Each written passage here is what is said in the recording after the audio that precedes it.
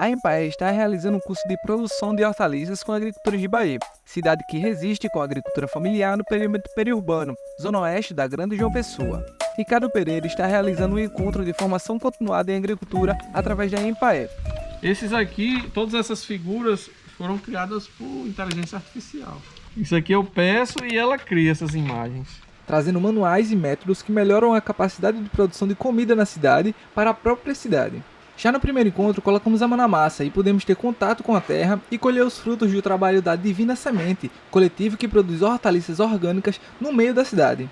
E aí pessoal, a gente está aqui hoje na Divina Semente. Hoje vai acontecer um curso realizado pela Empaé. Também temos presença de estudantes da rede municipal e agricultores locais aqui da cidade de Bahia. O pessoal do Conselho de Merenda. da Merenda. Sou agricultora, me chamo Xeniana, sou professora. Valéria. Sou assistente social e sou agricultora.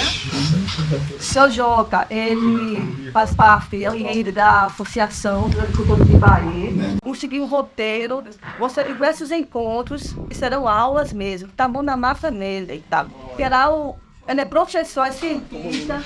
Então aqui, olha, é o Deus de homem, grande conhecedor. O nome dele é Seu Ricardo, e eu me sinto honrada mesmo, me sinto lisonjeada desse pequeno espaço, esse quintal aqui, ele está conosco de uma forma tão simples, tão humilde, passar o conhecimento. Eu sou extensionista da Empaé, trabalho com agricultura orgânica há 25 anos, sou zootecnista, não sou agrônomo. É interessante que toda a sociedade conheça o processo e o procedimento de se fazer comida. Essa nossa visita aqui hoje, ela faz parte de um treinamento que a gente chama de formação continuada. Aqui a gente tem um cronograma, são basicamente 7 encontros que a gente vai ter, que vão se repetir a cada 20 dias. Cada encontro ele vai ter uma temática, é uma sequência de informação e a gente vai conversar e tentar praticar para a gente poder conduzir melhor a atividade da horticultura, certo?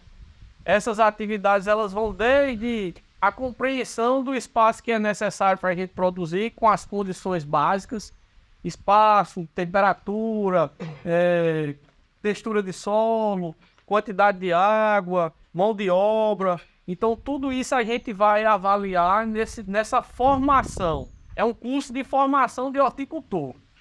A intenção é que no final desses 7 encontros, a gente possa dizer, eu agora tenho um conhecimento básico para montar a minha horta com mais segurança, né? Então esse é o objetivo principal. A gente poderia fazer isso em 2 dias, 3 dias seguidos, mas acontece que aí a dinâmica da vida do pessoal que está aqui teria que parar só para isso. E a gente fazendo isso parceladamente, a gente tem a habilidade de ver e praticar e passar um tempo praticando até o próximo encontro e aí a gente fazer uma formação vivenciada. Não ser só teoria, né? Dizer para vocês que esse espaço aqui, apesar de ser pequeno, eu conheço espaços menores que as pessoas tinham rendas acima de 2 salários mínimos. Um espaço bem menor que esse. Eu conheço um professor lá em Sapé, colega de vocês, né, de muitos de vocês, que hoje ele tira no quintal de casa, fazendo hidroponia, ele tira cerca de R$ 2.800. Então, ele ganha mais com o produtor de hortaliça do que com o professor, né? E começou com um hobby. Ele disse que estava passando por uma fase psicológica muito complicada e ele começou a fazer uma atividade para esquecer das coisas. E acabou que essa atividade virou uma renda e hoje ele tem essa atividade como uma renda principal. Isso aqui é um micro-organismo, né? É um ser vivo que está aqui dentro, é um líquido que está cheio de fungo e bactéria.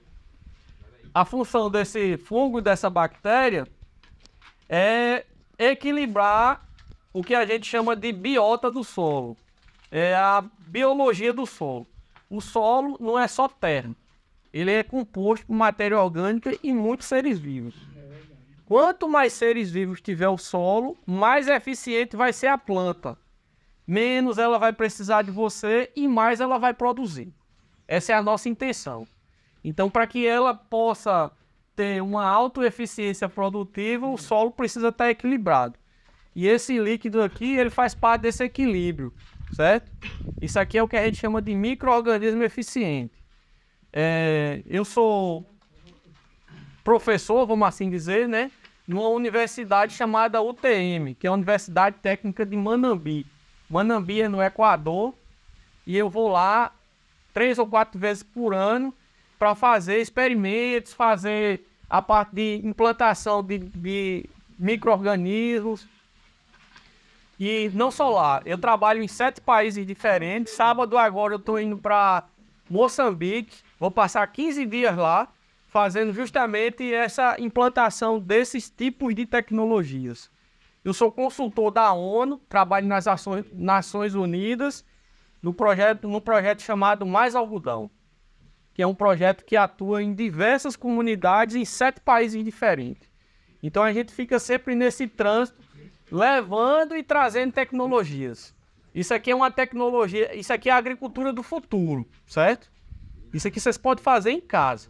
Se vocês tiverem os ingredientes, vocês produzem isso em casa. 1 litro desse negócio hoje na internet custa cerca de R$80. Você consegue fazer 1 litro, se você tiver os ingredientes, com um pouco mais de R$5. Fazer uma coisa extremamente valiosa, fácil de fazer e que tem um valor para a nossa atividade agrícola muito facilmente. Vocês que estão estudando, né, vocês estão iniciando a vida de vocês como estudantes, o futuro da humanidade se baseia-se na alimentação. Nem é carro, nem é casa na praia, nem é dinheiro no banco. O futuro da humanidade está baseado na comida, porque a gente precisa comer para sobreviver. O que é que eu preciso modificar nesse espaço para produzir hortaliça? O foco vai ser sempre hortaliça, tá? Hortaliça inclui uma série de plantas que vão desde frutas como a tomate, a raízes como a beterraba, a cenoura e outras plantas. E a produção de hortaliça em sistema SAF. Não sei se vocês já ouviram esse termo, SAF. Significa Sistema Agroflorestal. É a ideia de se plantar qualquer atividade ou várias atividades, copiando como se fosse uma mata. Aqui não tá, mas se vocês olharem ali na frente, a diversidade que tem de plantas ali, ó, tomate misturado com macaxeira, aí já tem uma planta rasteira no chão, já tem uma planta mais alta que é a bananeira, né, a manga. Esse tipo de modelo aí é a agricultura do futuro. É a agricultura que mistura várias espécies e ela dá uma cobertura no solo que vai desde uma cobertura rasteira a uma cobertura mais alta que a gente chama de estrato, né? A parte arbórea do ambiente. Doutor, mais uma vez, a gente, através de Rabi, a gente precisa parabenizar esse jovem, estou interessado. E aí já temos o início da produção SAF. Aqui a gente pode perceber que o solo aqui, essa área, ela é plana, certo? É possível a gente fazer plantio de hortaliça em qualquer tipo de topografia. Vocês sabem que aqui tem alguma planta que deixou a raiz. E essa raiz ela desceu, tá? Ela tá descendo. Ela só desceu porque o solo aqui, ele tem uma textura agradável para a raiz. Se fosse um solo raso, com a rocha mais próximo, com certeza essa raiz não ia se sentir tão confortável, por vários motivos. Primeiro, porque a raiz não consegue, muitas vezes, romper a rocha. Segundo, porque a rocha muito próximo, o calor se concentra mais. Então ela fica desconfortável com o crescimento da raiz. E terceiro, porque quando a gente molha e o solo está muito raso, ele encharca rapidamente, causa um apodrecimento da raiz. Então esse solo que a gente tem aqui, ele tem uma profundidade boa e uma textura boa, né? Então ele é favorável para o crescimento das raízes, que são a base da planta, certo? Aqui a gente tem uma raiz que vai descendo aqui ao longo da profundidade E a gente tá vendo que ela pode chegar até mais de 50 centímetros, tá? Essa daqui já tem quase um palmo de exposição aqui e tem mais raiz para baixo. Então ela deve ter aqui no mínimo 30 centímetros de raiz. E ela tá se sentindo bem para crescer. Então quando a gente for escolher, que é a nossa primeira aula hoje, é a questão da escolha do lugar. Então se a gente tiver opções, que a opção seja um terreno plano, um solo relativamente profundo, aí entre beirando 50 e 1 metro de profundidade, certo? Com uma textura de solo leve, que não seja uma textura pesada e nem arenosa demais. Então, seja uma textura mista aí. Então, esse tipo de característica aqui, com solo leve, profundo e plano, é a melhor escolha. Às vezes você tem uma área maior, mas que não reúne essas características. Porque assim, lá mesmo é muito assim. Tem madeira, tá entendendo? É muito assim. Não é, o sítio lá não é plano. É bem assim, sabe? Bem variado. Então, quando a gente não tem, por exemplo, eu tenho o solo bom e profundo, mas eu não tenho uma topografia favorável. Isso, Aí eu vou ter que modificar esse ambiente. modificar, né? Eu vou ter que fazer o plantio de forma a preservar o solo. Então eu tenho que fazer curva de nível, eu tenho que fazer terraço. O que é um terraço? É um espaço sem plantar entre o plantio e outro plantio. Aquilo ali é chamado de terraço. É. Para evitar erosão, certo? Eu tenho que fazer um sistema de irrigação apropriado, porque se eu botar água demais, a água pode, de repente, prejudicar o solo. Eu tenho que ter uma máquina ou manejo com maquinário que não cause prejuízo também para provocar erosão. Então, quanto mais reunidas essas características, melhor vai ser o meu plantio, mais eficiente vai ser. Então, aqui eu tenho as 3 características tudo junto. Terreno plano, um solo relativamente bom de trabalhar e com a profundidade boa para crescer raiz. Essas aqui são as melhores características, né? Se me falta alguma, se eu tenho solo plano, o solo é relativamente solto, mas ele é raso, eu vou ter que modificar. Eu vou ter que criar alguma coisa que me facilite o crescimento das raízes. Se eu tenho um solo plano, profundo, mas a textura não é boa, eu também vou ter que modificar a textura. Como é que eu modifico a textura do solo? Colocando matéria orgânica. Então, se o solo é muito pesado, para tornar ele mais leve, eu tenho que botar matéria orgânica nele para ele ficar mais poroso. Então, quando eu não reúno essas 3 características no mesmo espaço, eu vou ter um custo maior de produção. E a produtividade cai muito. Depende do manejo, né? Porque às vezes a falta de uma característica favorável não significa dizer que eu vou ter baixa produtividade, não. Significa dizer que eu vou ter mais custo. Isso aí com certeza. Porque se aqui nesse solo eu precisasse colocar mais matéria orgânica, ou eu precisasse fazer os canteiros de outra forma, ou ter que colocar mais terra para poder plantar, isso ia encarecer o meu sistema de produção. Eu poderia até produzir o que eu estou produzindo hoje, mas com certeza ele ia ficar mais caro. Professor, e o que é matéria orgânica e onde a gente pode conseguir? Matéria orgânica é tudo aquilo que é resíduo de alguma coisa viva, que pode ser de origem vegetal, que é mato, pode ser de origem animal, que pode ser, por exemplo, as fezes, ou víscera de animais, né? Lá a gente usa esterco. Sim, esses são matéria orgânica de origem animal, certo? A palha, o bagaço de cana, né? A folha de mato, esses são de origem vegetal, certo? Essas matérias orgânicas, elas são fundamentais para dar porosidade ao solo e para levar micro-organismos. Porque o solo, apesar da gente não estar vendo aqui, mas aqui tem fungos e bactérias que são essenciais, certo? Se ele não tiver esse solo aqui, ele pode ter a quantidade de nutrientes que a máxima possível. Mas as plantas não vão aproveitar porque elas precisam que esses micro-organismos disponibilizem para as plantas. Se não tiver micro-organismo, não vai ter produção. A eficiência cai basicamente para zero. Um solo esterilizado, um solo morto, sem vida Sem biológica, vida, né? ele não produz. Então a queimada é uma ação que, além de prejudicar a vegetação, ela também mata a vida que está no solo. Né? Esse é o grande problema que muitas vezes as pessoas não enxergam. Acham que a queimada só destrói o que a gente vê. Mas o impacto é muito maior em cima do que a gente não vê. Não adianta eu ter um solo com boas características de produção, que é topografia, textura e profundidade, se eu não tiver água. Né? A água, ela é a fonte da vida. Por isso, todo micro-organismo vivo que está presente no ambiente depende da água. Ele precisa de água para sobreviver, em mais ou em menos quantidade, certo? O que está sobre a água, chamado de organismo terrestre, ele tem no mínimo 70% da sua composição na água. Imagina a importância que a água tem, né?